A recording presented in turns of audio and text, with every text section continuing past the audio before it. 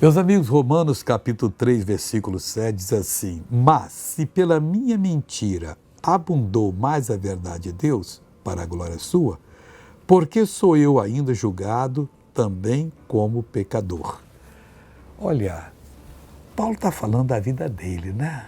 Ele fazia uma confusão com o Velho Testamento, perseguia os cristãos, mas aquilo que ele perseguia, que era a mentira dele, ele pergunta: por que sou ainda julgado também como pecador? Porque agora ele era salvo, não tinha que ser julgado.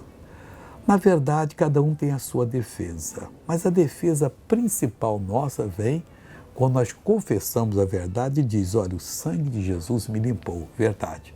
Eu fui o mais sujo pecador, mas agora eu sou um filho de Deus, salvo pela graça do Senhor, mas sou o que sou. Isso, aquilo que Deus diz que eu tenho, que eu posso fazer, eu vou fazer, tudo para a glória dele. Veja uma pessoa que assim creu e foi abençoada da minha reunião. Eu já volto. Você, amiga? Vai fazer 2 anos que eu tive a chikungunya. Fiquei de cama, mutilada toda, até o cabelo caiu. As mãos não pegavam nada, caiu no chão. Agora que... Tá livre. Que eu vim pegada pelo meu filho e agora tô... Como é que a senhora veio andando aqui? Como é que a senhora chegou aqui? Vim assim, Faz de conta que ele é o seu filho, faz de conta. E aqui, assim, imita. Assim. Assim. Agora anda normal, irmã? Oh, glória a Deus.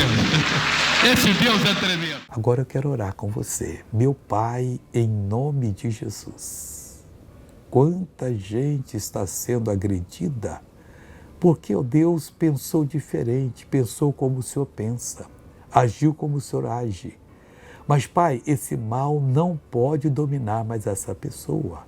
Eu abençoo ela agora, eu repreendo todo o mal, eu mando que saia, que desapareça.